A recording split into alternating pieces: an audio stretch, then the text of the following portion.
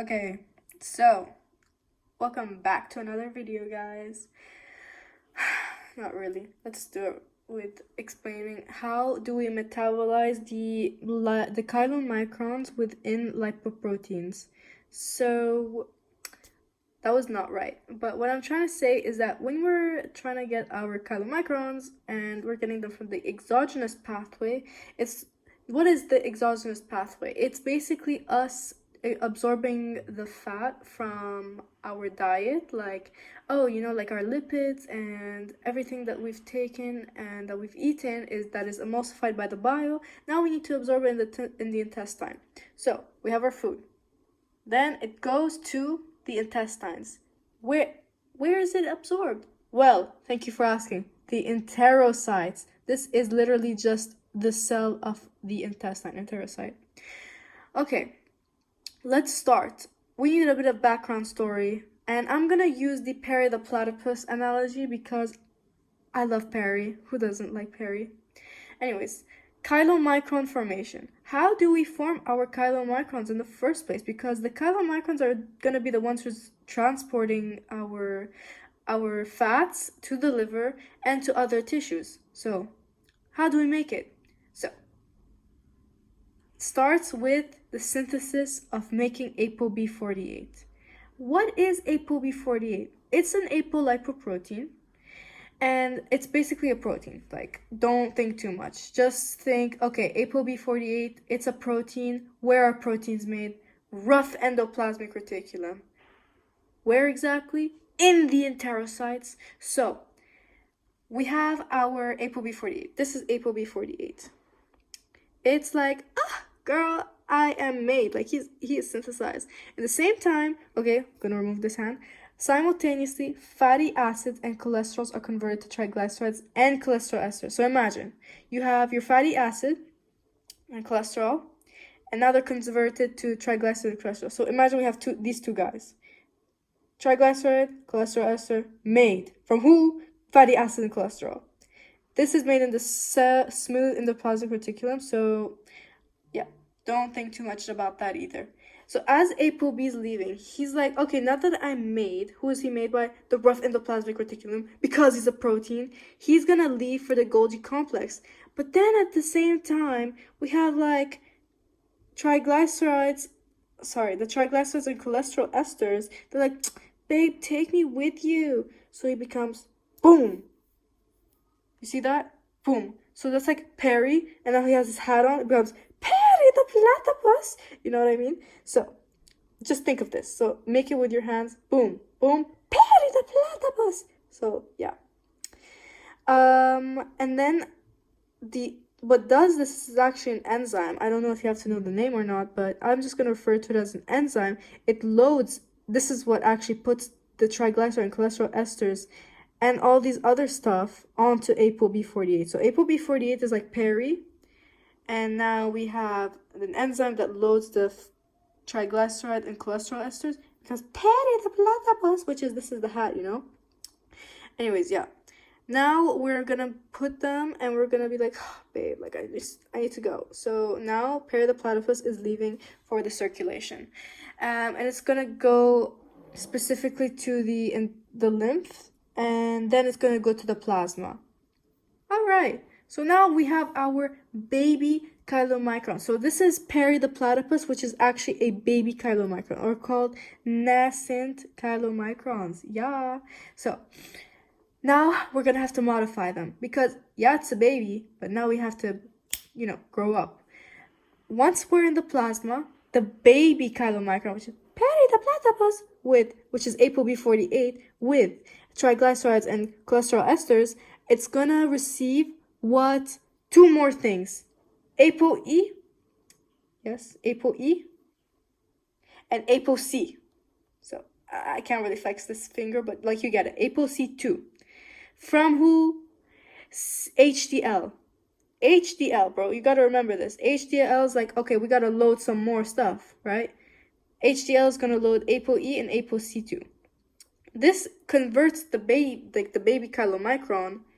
Boom. So we had our platypus in with triglycerides and cholesterol esters. Now we have ApoE, boom, it's gonna attach to my second finger, and ApoC2, boom, boom, yeah, from HDL.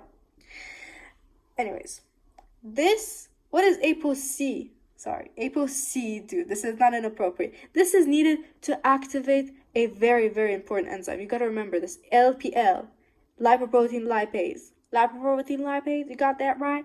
And ApoE. ApoE is needed to attach receptors to the liver, and you're gonna know this later. And this is the homeboy, like he stays forever. He's staying through chylomicron stages. We're done, right? So we made peri-the-platypus, which is ApoB48, with cholesterol esters. Cholesterol esters, triglycerides. ApoE, which is a receptor, and ApoC2, which is a what? An activator for the lipoprotein lipase. Boom! So, ApoB48 baby becomes a mature peri-the-platypus. So imagine like this is our peri-the-platypus. Now that it has ApoE and ApoC2, it becomes mature chylomicron. Boom! Now we have a mature one. So we add our ApoE and ApoC2. Boom! We made a mature chylomicron. Now that we're like mature and all, insulin. Think of insulin as a deadbeat father. Insulin makes LPL. Where? By adipose tissue, cardiac myocytes, skeletal tissue. And LPL is kicked out. He's a bad kid. Has temper tantrums, and insulin's like, I can't freaking deal with this. So LPL is kicked out, and it's just gonna, stick to some, wall, kicks back its foot, and it's on the luminal side of capillaries. And we know that our mature chylomicron is now circulating within the plasma. So yes, it got attached ApoE and ApoC2 from HDL. So now it's circulating through the plasma, it's going through all the blood vessels, and once it finds LPL is like, I have an advantage. It's like rubbing his fingers together. He's like, ooh, I can't wait to strike evil. Right? So, LPL is gonna come and find chylomicron, the mature chylomicron. And the point here is that it sees it and it's like, ha, I see somebody. Like it gets triggered. Like it's actually getting triggered by the mature chylomicron. He's like, oh my fucking god. He's like so mad at seeing this mature chylomicron. Why? Because he finds something very specific, which is who? ApoC2. And this is needed to activate or #trigger the lipoprotein lipase. Boom. So lipoprotein lipase gets so triggered by ApoC2 that it's going to catalyze the breakdown of, number one, triglycerides and the fatty acid. The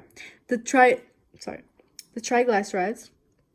It's going to be like, I freaking hate this triglyceride that is on the mature chylomicron, and it's going to break it down into two things.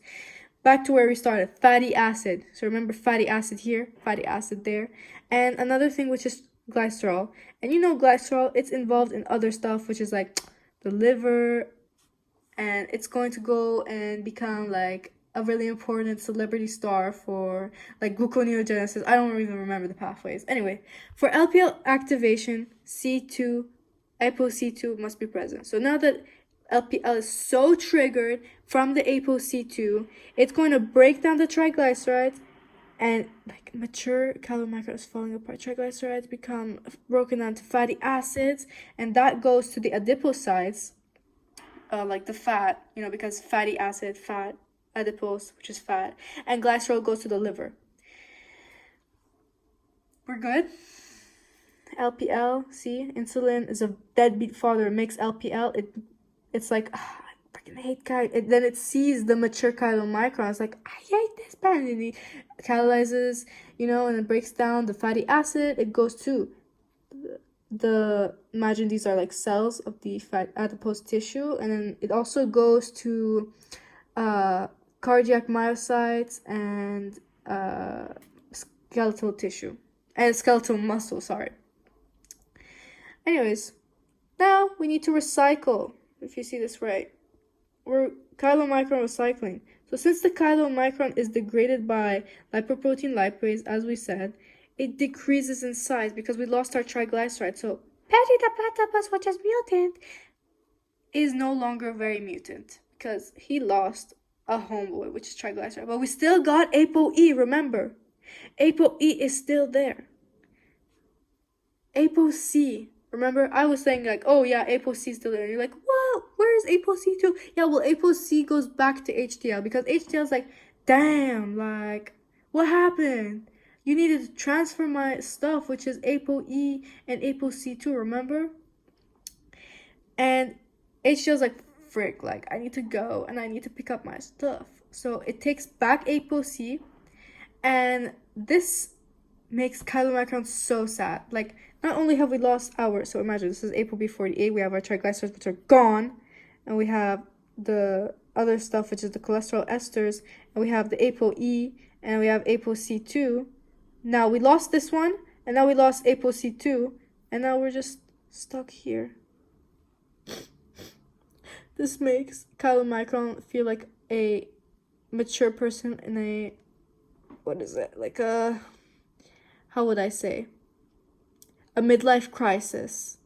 So this makes chylomicron remnant devoid of function, and it uses ApoE, which is the main homeboy, we said so, ApoE2. It's going to attach to the hepatic receptors, and it's taken up via endocytosis. So you get it? Like, ApoE was the home man. Like, he was there from the beginning to the end.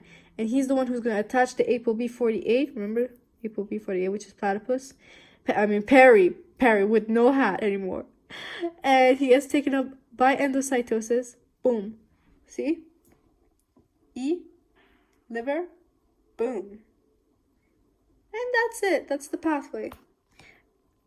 I got this, like, writing from a guy, and I'll link him in the bio. So, like, don't think that I wrote any of this. Like, all credit goes to him, whatever. Bye.